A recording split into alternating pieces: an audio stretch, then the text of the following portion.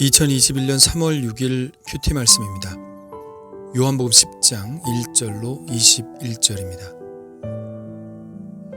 내가 진실로 진실로 너희에게 이르노니 문을 통하여 양의 우리에 들어가지 아니하고 다른 데로 넘어가는 자는 절도며 강도요 문으로 들어가는 이는 양의 목자라. 문지기는 그를 위하여 문을 열고 양은 그의 음성을 듣나니 그가 자기 양의 이름을 각각 불러 인도하여 내느니라. 자기 양을 다 내놓은 후에 앞서가며 양들이 그의 음성을 아는 거로 따라오되 타인의 음성은 알지 못하는 거로 타인을 따르지 아니하고 도리어 도망하느니라. 예수께서 이 비유로 그들에게 말씀하셨으나 그들은 그가 하신 말씀이 무엇인지 알지 못하니라. 그러므로 예수께서 다시 이르시되 내가 진실로 진실로 너희에게 말하노니 나는 양의 문이라. 나보다 먼저 온 자는 다 절도요 강도니 양들이 듣지 아니하였느니라. 내가 문이니 누구든지 나로 말미암아 들어가면 구원을 받고 또는 들어가며 나오며 꼴을 얻으리라. 도둑이 오는 것은 도둑질하고 죽이고 멸망시키려는 것뿐이요 내가 온 것은 양으로 생명을 얻게 하고 더 풍성히 얻게 하려는 것이라. 나는 선한 목자라. 선한 목자는 양들을 위하여 목숨을 버리거니와 삭구는 목자가 아니요 양도 제 양이 아니라 이리가 오는 것을 보면 양을 버리고 달아나나니 이리가 양을 물어가고 또 해치느니라. 달아나는 것은 그가 삭군인 까닭에 양을 돌보지 아니함이나 나는 선한 목자라. 나는 내 양을 알고 양도 나를 아는 것이 아버지께서 나를 아시고 내가 아버지를 아는 것 같으니 나는 양을 위하여 목숨을 버리노라. 또 이 우리에 들지 아니한 다른 양들이 내게 있어 내가 인도하여야 할 터이니 그들도 내 음성을 듣고 한 무리가 되어 한 목자에게 있으리라. 내가 내 목숨을 버리는 것은 그것을 내가 다시 얻기 위함이니 이로 말미암아 아버지께서 나를 사랑하시느니라. 이를 내게서 빼앗는 자가 있는 것이 아니라 내가 스스로 버리노라. 나는 버릴 권세도 있고 다시 얻을 권세도 있으니 이 계명은 내 아버지에게서 받았노라 하시니라. 이 말씀으로 말미암아 유대인 중에 다시 분쟁이 일어나니 그 중에 많은 사람이 말하되 그가 귀신 들려 미쳤거늘 어찌하여 그 말을 듣느냐 하며 어떤 사람은 말하되 이 말은 귀신 들린 자의 말이 아니라 귀신이 맹인의 눈을 뜨게 할 수 있느냐 하더라. 아멘.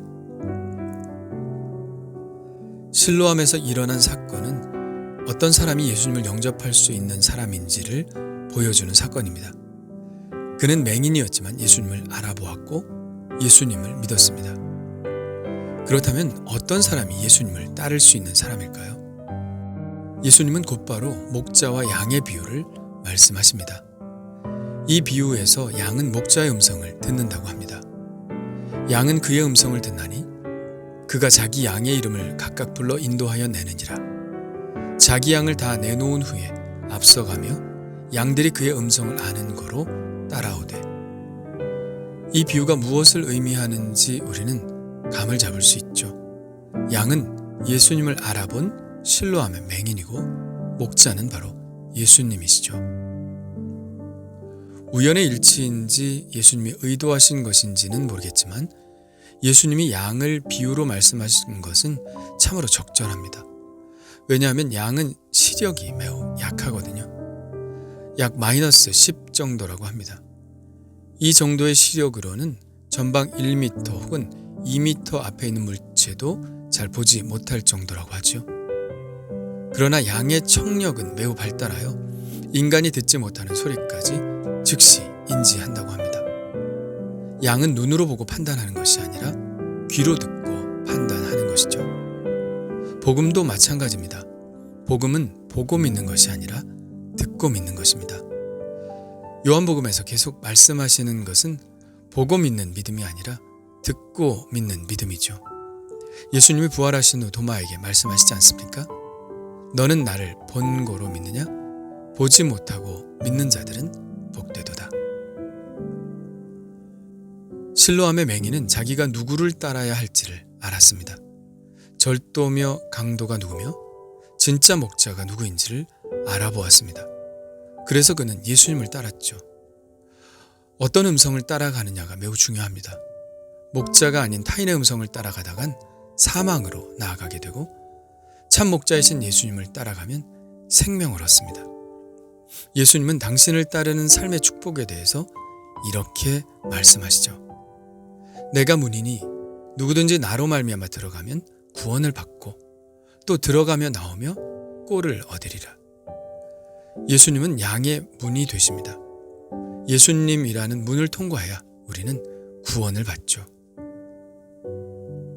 예수님이라는 문은 십자가의 문이고 우리를 하나님 앞으로 인도하시는 문입니다. 예수라는 문에 뿌려진 그 보혈의 피로 우리는 구원을 받죠. 히브리서는 이것에 대해서 이렇게 말씀하고 있습니다. 그러므로 형제들아, 우리가 예수의 피를 힘입어 성소에 들어갈 담력을 얻었나니 그 길은 우리를 위하여 휘장 가운데로 열어놓으신 새로운 살 길이요 휘장은 곧 그의 육체니라. 또 하나님의 집 다스리는 큰 제사장이 계심에 우리가 마음의 뿌림을 받아 악한 양심으로부터 벗어나고 몸은 맑은 물로 씻음을 받았으니 참 마음과 온전한 믿음으로 하나님께 나아가자. 예수님이라는 문은 우리에게 구원을 주시는 문일 뿐만 아니라 우리의 삶을 풍성하게 해주시는 문입니다. 9절에 들어가고 나오며 꼴을 얻으리라는 말씀이 바로 그 말씀이죠. 10절에는 더 구체적으로 말씀하십니다.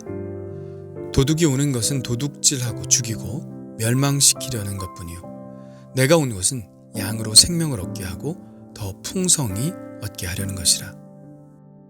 예수님은 우리를 영생으로 인도하시는 분입니다. 이것이 우리에게는 가장 좋은 일이죠. 그러나 우리는 이 세상에서 살아갈 날들을 여전히 가지고 있습니다. 그 시간 동안에 예수님은 우리에게 아무것도 베풀지 않으실까요? 그럴 리가 없습니다. 예수님은 우리가 이 땅에 살아갈 동안에도 우리에게 늘 사랑과 은총을 쉬지 않고 베풀어 주시죠. 이것 또한 예수님이 이 땅에 오신 목적 중 하나라고 분명히 밝히십니다. 내가 온 것은 양으로 생명을 얻게 하고 더 풍성히 얻게 하려는 것이라고요. 예수님은 우리의 풍성한 삶을 위해 오셨습니다. 삶에는 세 종류가 있죠. 첫째는 그럭저럭 사는 삶입니다.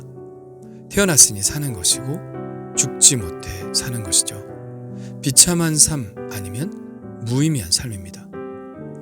둘째는 잘 사는 삶입니다. 보통 잘 산다고 하면 부자로 사는 것을 말합니다. 물질적으로 풍요롭게 사는 삶이죠. 보통 사람들의 목표는 여기까지입니다. 부유하게 사는 것을 삶의 최고의 목적으로 삼고 있죠. 그러나 예수님이 우리에게 주시고자 하는 삶은 여기까지가 아닙니다. 그 이상입니다. 그것은 바로 더 잘 사는 삶, 곧 풍성한 삶이죠. 내가 온 것은 양으로 생명을 얻게 하고 더 풍성히 얻게 하려는 것이라. 예수님이 우리에게 주시려고 하는 삶은 그럭저럭 사는 삶이 아니라 또 단지 부유하게 사는 삶이 아니라 풍성한 삶입니다. 참 만족한 삶이죠. 여호와는 나의 목자시니 내게 부족함이 없으리로다. 이렇게 고백한 다윗의 고백과 같은 삶입니다. 이러한 풍성한 삶을 주시기 위해서 예수님이 우리를 위해서 하신 일이 무엇일까요? 바로 자기 자신을 주신 것이죠. 우리의 죄를 속죄하기 위해서 십자가에 죽으셨습니다. 우리 대신 형벌을 받으시고 우리의 죄의 짐을 내려놓게 하셨습니다. 이것은 예수님의 죽음으로서만 가능했던 일이죠. 왜냐하면 우리의 죄에 대한 삭은 사망이기 때문입니다. 예수님께서 우리 대신 죽임을 당하시고 우리에게는 구원을 주셨으며 하나님의 자녀로 다시 태어나 하나님의 복을 받는 인생이 되게 하셨습니다. 그리고 예수님은 이것이 목자라면 기꺼이 해야 할 당연한 일로 여기셨습니다. 나는 선한 목자라. 선한 목자는 양들을 위하여 목숨을 버리거니와 아버지께서 나를 아시고 내가 아버지를 아는 것 같으니 나는 양을 위하여 목숨을 버리노라. 예수님은 여기서 당신께서 어떻게 죽으실 것을 말씀하고 계시죠. 제자들은 알아듣지 못했겠지만 예수님은 이미 당신의 죽음을 보고 계셨습니다. 그리고 또 보신 것이 있죠. 바로 부활입니다. 예수님이 만일 죽음으로 끝난 인생이셨다면 우리는 그분을 믿을 필요가 없습니다. 그분은 숭고하셨지만 우리의 주님이 되시지는 못하셨겠죠. 그리고 그분이 그냥 죽음으로 끝나셨다면 우리를 위한 죽음도 아니었을 것입니다. 단지 인간의 죽음은 우리를 속죄할 효력을 가지고 있지 않기 때문입니다. 예수님의 피가 거룩한 하나님의 피여야 우리의 죄를 속죄할 수 있습니다. 그렇다면 그분이 하나님이시라는 것을 어떻게 증명할 수 있을까요? 바로 부활을 통해서 증명이 되는 것이죠. 예수님은 그 말씀을 하십니다. 내가 내 목숨을 버리는 것은 그것을 내가 다시 얻기 위함이니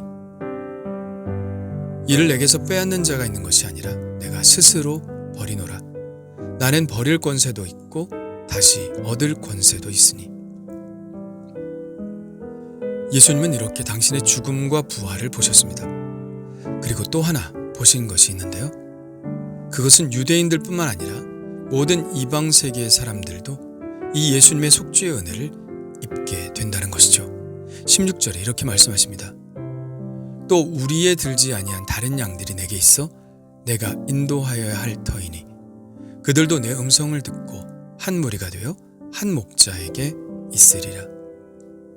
지금 우리에 들지 않은 양이란 이방인들 말하죠. 십자가와 부활 사건 이후에 하나님은 더욱 놀라운 일을 이루실 것인데 그것은 바로 전 세계에 있는 당신의 양들을 모으신다는 것입니다. 그들도 목자의 음성을 듣고 그에게로 나올 것입니다. 그들도 먼저 믿은 유대인들과 같이 한 목자이신 예수님의 우리 안에 있게 될 것입니다. 예수님은 이 일을 보고 계신 것이죠. 목자의 관심은 양입니다. 예수님은 우리의 목자이시고 우리는 그분의 양이죠. 선한 목자이신 예수님은 우리가 풍성한 삶을 살도록 우리를 이끄십니다. 그렇게 하신다는 사실은 그분의 죽음을 통해서 입증되었습니다. 죽기까지 우리를 사랑하신다는 사실 말이죠. 그리고 부활을 통해서 예수님은 지금도 살아계셔서 우리의 삶을 인도하고 계신다는 사실 또한 입증되었습니다. 예수님은 지금도 우리의 선한 목자로 우리의 삶을 풍성함으로 이끌고 계시죠. 그렇다면 우리가 해야 할 일은 무엇일까요? 목자의 음성을 듣고 그분을 떠나지 않는 것입니다. 우리는 목자의 음성이 들리지 않을 정도로 떨어져 있어서는 안 됩니다. 예수님의 음성이 들리는 곳 가까이에 있어야 합니다. 그리고 우리의 삶을 파멸로 이끌 절도와 강도의 말을 듣지 말고 오직 목자이신 예수님의 음성을 듣고 그 음성에 순종해야 합니다. 우리는 과연 주님의 음성을 들으려고 애쓰고 있나요? 우리는 과연 예수님의 음성을 분별할 수 있나요? 우리는 목자이신 예수님의 이끄심을 잘 따라가고 있나요? 선한 목자이신 주님 감사합니다. 오직 저에게 풍성한 삶을 주시기 위해 죽으시고 부활하셨고 또한 자애로운 음성으로 불러주셨습니다. 정말 다행히도 목자의 음성을 분별하여 주님께 나오게 하심을 감사드립니다. 그러나 지금도 여전히 혼란스러울 때가 있습니다. 예수님의 음성, 오직 예수님의 음성만을 분별할 수 있는 지혜를 허락하여 주옵소서. 목자의 음성이 아닌 것에는 절대 반응하지 않게 하여 주시고 오직 예수님의 말씀에만 순종하게 하여 주옵소서. 예수님의 이름으로 기도합니다. 아멘.